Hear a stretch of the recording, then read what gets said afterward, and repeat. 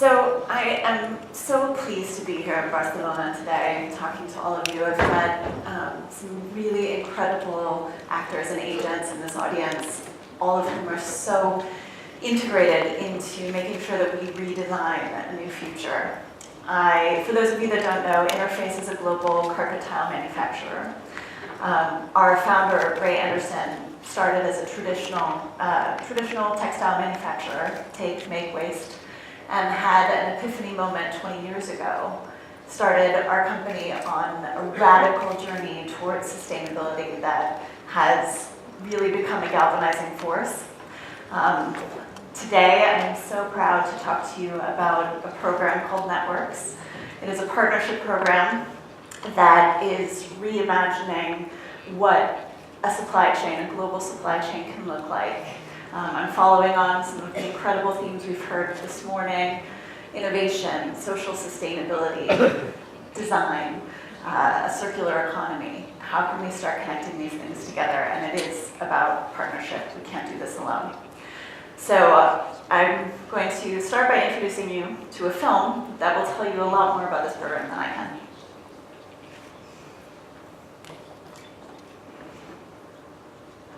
I hope.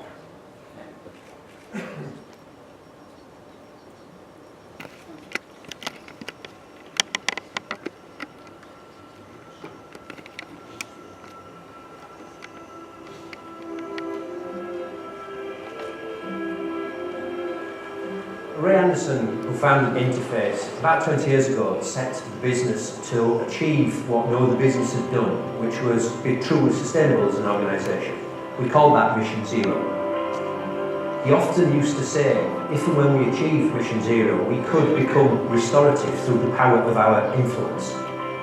The Networks programme is at least the beginning of demonstrating how Interface can become a restorative organisation.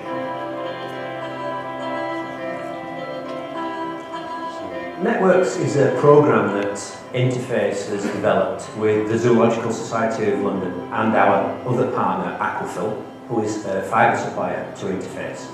The programme takes discarded fishing nets from coastal communities and arranges the recycling of those fishing nets back into carpet fibre that we can use in our modular flooring.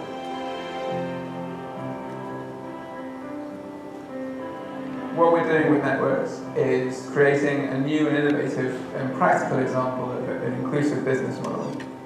Groups from the communities go out into the environment and collect nets off the beaches or from the sea, and they get nets from fishers at the end of life, so preventing them from getting into the environment in the first place. As a group, the community then sell the nets into a global supply chain, and they're regenerated into nylon yarn that can then be used to make some very beautiful products, such as Interface's carpet tiles. Sa ako lang gituganan ako ang mga anak, parte sa network nga mahimong carpet. Dasi kay kung mga anak ato nga ato ba day ang net nga basura unta, pero pagbalik na sa nahuman sa net nga dito trabaho na ay pinakanindot yun nga mahimong carpet. There is some value that gets back down to the local communities. It's not going to replace fishing or seaweed farming or some of the other main activities that they do, but it does provide an additional source of income, which is really important in a place where people often struggle to feed their families 3 times a day. I always believe that you can do business at the same time contributing for very serious objectives like cleaning the oceans or marine debris. So it's not a charity, this is an enterprise, a social enterprise. Developing inclusive business is not about philanthropic giving. We're doing this to demonstrate that there is a better way of doing business. And Networks is genuinely inclusive in that respect. What we want to do with Networks is ensure that as much of the value of the nets is retained within the community in order for the communities to benefit as much as possible. One of the key aspects of the Networks programme was creating the ability for the villagers to save using the community banking systems that we set up. 12 months on, we can now see the value that those community banks are bringing to the villagers. Nalipay may maayon tungkol kay na ang net nakatabang po din siya pagdugang sa among savings. Sa kwarta para jud sa akong mga anak nga nag-eskwela pagkakaroon o sa diha sa akong panimalay. Diha ra jud ako gidapat ang kwarta nako diha sa akong. In community banking, they're able to address other needs in the family, especially in this schooling of their children, or even the daily needs like buying rice for a day. It actually helps the community to learn how to save. This save now for the future. One of the exciting things about networks as a partnership model is the way that we're working together to tackle environmental and social problems in the developing world. Networks require the special skills and adaptability of each one of our partners, with ZSL's conservation expertise and their relationships in the field. Aquafil provided a pioneering economic regeneration system, a way of recycling nets without which none of this would be possible. What makes the network partnerships so unique is the long-term relationships that we have, the amount of trust that we have. Interface has long been an advocate of an open innovation approach, and Networks really demonstrates that collaborative innovation without finding the right partners wouldn't have been possible. If I look at the Networks initiative, I find it very exciting because, of course, this is a big part of the work that I do, the perspective that I bring. So the combination of things here with Networks, in terms of the additional livelihood generation, the additional income, along with the banking and the ability now to create a savings plan and to have access to credit, does have the potential to be transformational.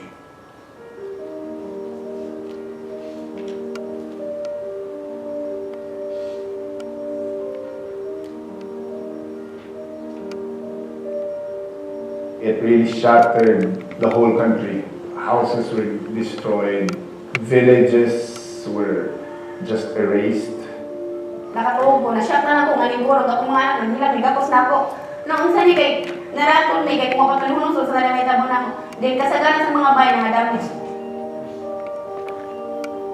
What's important is moving forward, and we've seen that the human spirit cannot be overpowered for so long. And the strength of humanity really showed. Even with a very devastated situation, people were not hopeless. We believe and we call it bayanihan. It's how we volunteered ourselves if one member in the community needed our help. The resilience of the people in the Philippines has been amazing. The infrastructure that we designed for taking fishing nets out of the villages, they reversed so that they could use to bring aid into the villages. Much of that aid was distributed through the community banks, and people were able to get access to relief faster than they would otherwise have been able to.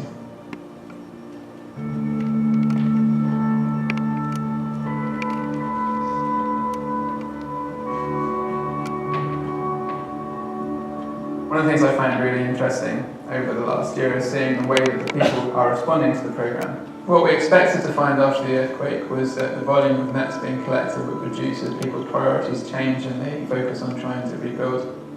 But what we actually found was that in some communities, net collection actually appeared to increase. So some people were turning to nets as a way of supplementing their livelihoods during that period, which says a lot about the resilience of the model. Now that the programme has been proven in the Philippines, we've invested in ZSL to create a team to expand the Networks programme further. The issue of nets littering on coastlines is not very local to Danamamban. Where we are now is that we are ripe for expanding networks. Ang gilaw man naman mga akilaw man mga na mudato ba mga na dili pas ang sultanan hangtod sa mga padayon mga. What's so important about initiatives like Networks is the experience that you need. It's a win environmentally, it's a win socially, it's generating livelihoods for the poor, and then there are also multiple sources of income. So it's a win-win-win-win proposition. To me, that's the gold standard. It's a huge achievement to have got to where we've got to, and to be able to sit here today and look around at all the huge quantity of nets that are here and realise the amount of work that's actually gone into that. I think it's been a huge success. We hope that the Networks program will serve as a source of inspiration to companies around the world, because as Ray Anderson said, there has to be a better way.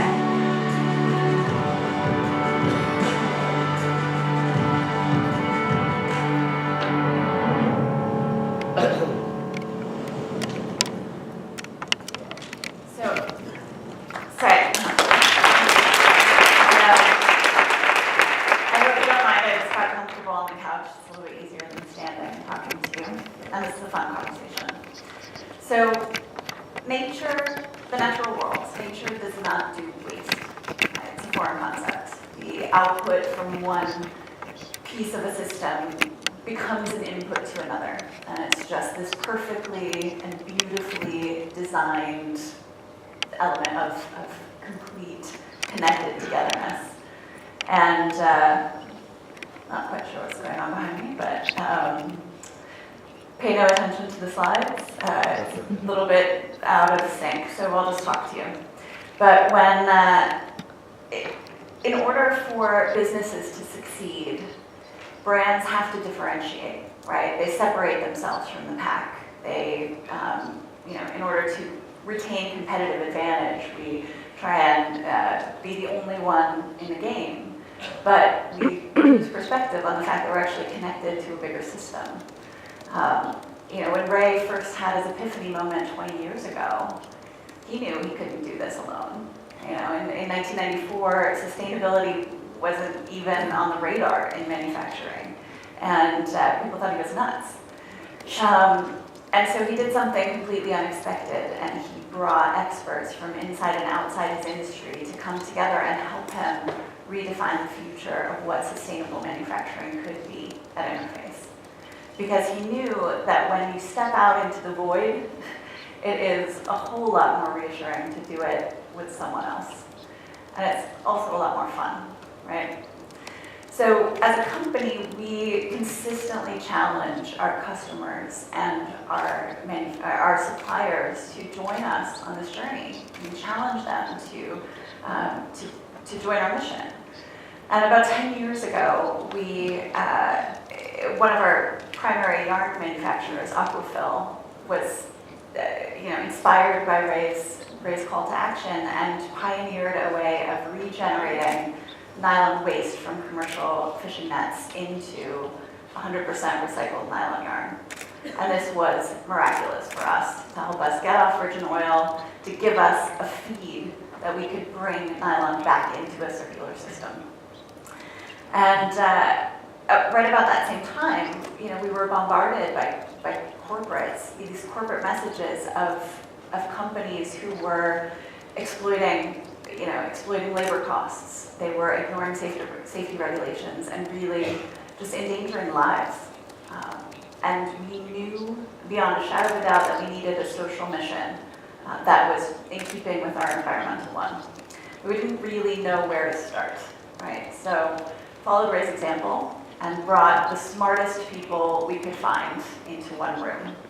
And we asked the question, how can we continue to feed Aquafil's new regeneration system? How can we bring nylon into the system, but do it in a social and environmentally responsible way? And one of our invited participants, Dr. Nick Hill, who you saw in the video, was actually doing his PhD work in the Philippines on diversified livelihoods, and showed us just how much nylon net there is in the world that's been discarded into our oceans, on our beaches. That small-scale fishers all over the globe don't have access to sustainable waste systems, and these nets just get dumped. It takes hundreds of years to biodegrade, if they do at all, or they're getting burned. So it causes untold damage to the natural environment. It is also an incredibly valuable piece of waste, right? So we asked the question, what if we could create an inclusive business model that incentivized net collection in these areas, and also brought some of the poorest people in the world into a global supply chain? Is that possible, right? Could we do it? And that's kind of where it started, right? Just conversations in a room. The right people, the right ideas, and Networks was born. And so in the last 2 years, we have managed to collect 61 metric tons of fishing nets, made them into recycled yarn. That stretched end to end, those nets would cover the earth 1 1/3 times. Wow. It's a lot of net. And that is just in one small part of the Philippines, right? There's so much more to go. We're growing. This month actually, we just opened a new collection hub in the Philippines, in the Iloilo Bay. And we're also expanding this year into another country. So we are opening a collection hub in Cameroon, West Africa.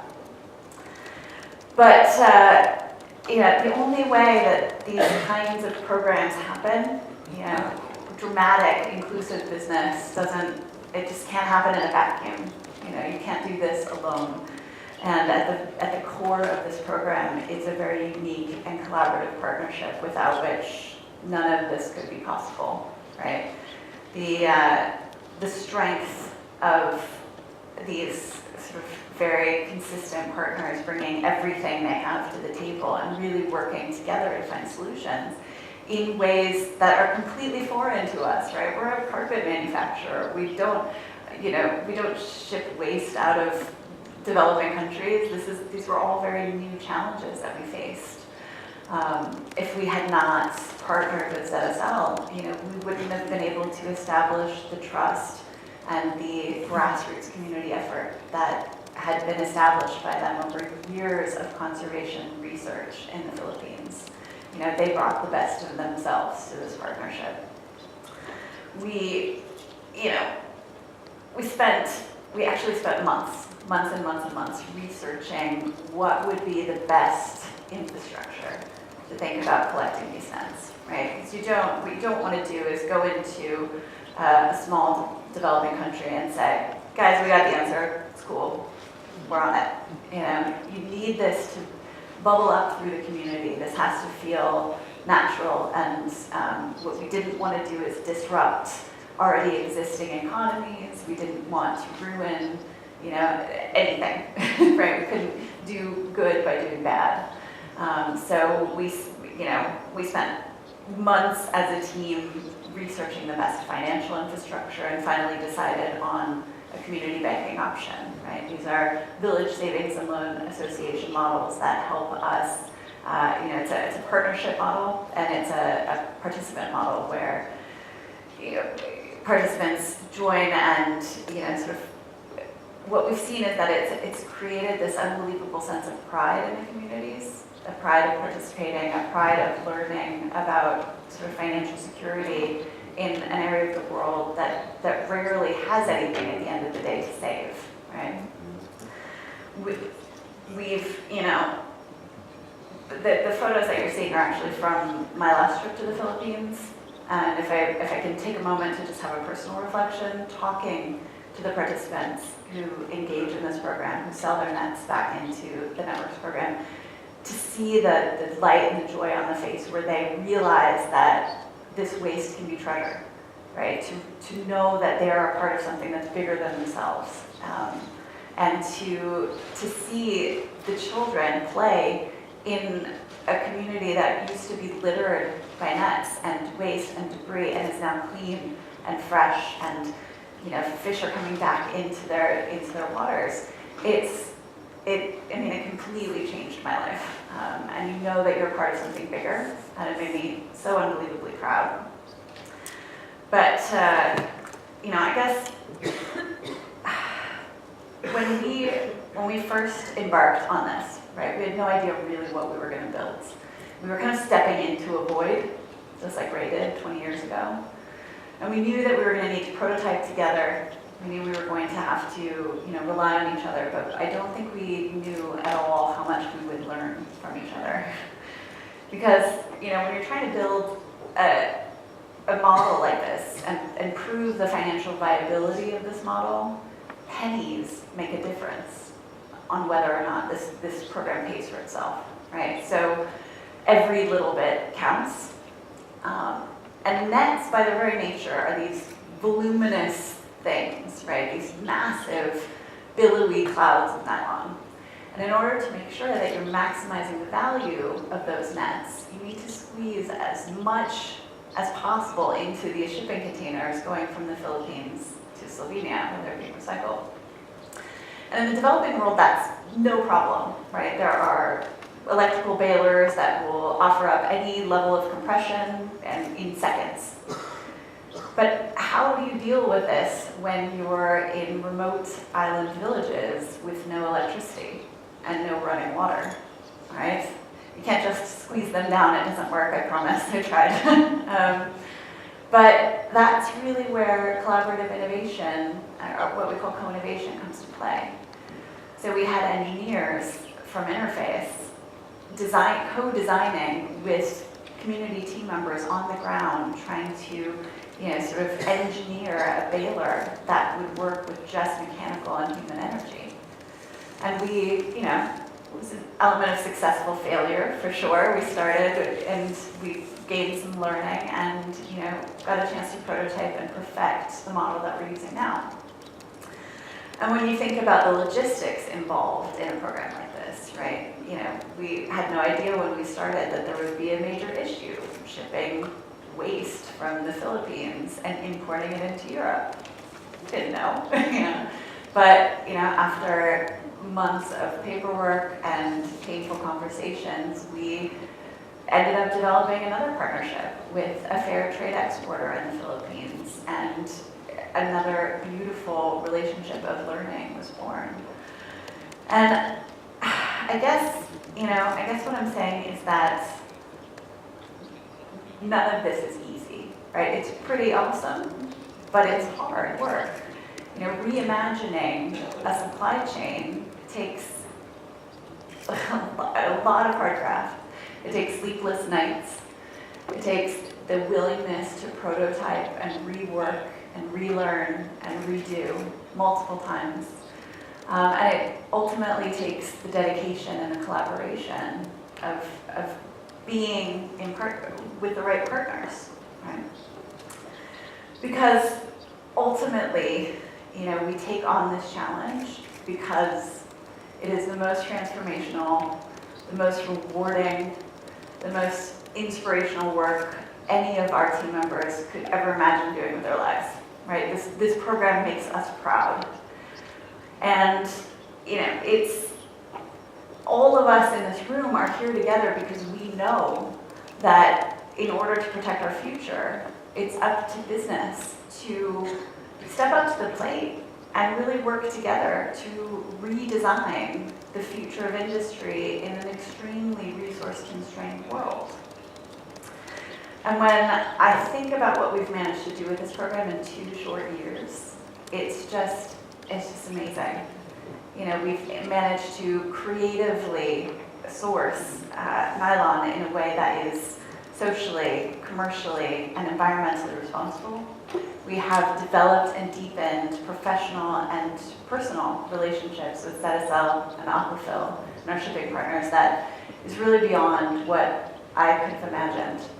And by providing some of the highest quality nylon fiber to Aquafil's regeneration system, we are actually becoming a really valuable supplier to our supplier, right? So, we're starting the beginnings of a paradigm shift in what a supply chain dynamic really looks like. And so, as we are getting ready, I can almost hear the rumbling stomachs in the audience. As we get ready to make a break for it, I guess I just want to challenge you, to think about some of these things, to think about what would it take to actually redesign a cyclical world where the waste from one industry actually becomes food for another. And how can we work together to make sure that environmental and social stewardship is not just a nice to have, but an absolute, right? What if inclusive business models were actually where leading business competed? And so, the answer is fairly simple, but it's not easy, because it means that in order to change the future of our world, we need to open ourselves to radical and unexpected partnerships. And we need to commit ourselves to a shared vision of greatness that transcends our individual objectives or agendas. And really it comes down to the fact that none of us are as smart as all of us. So thank you.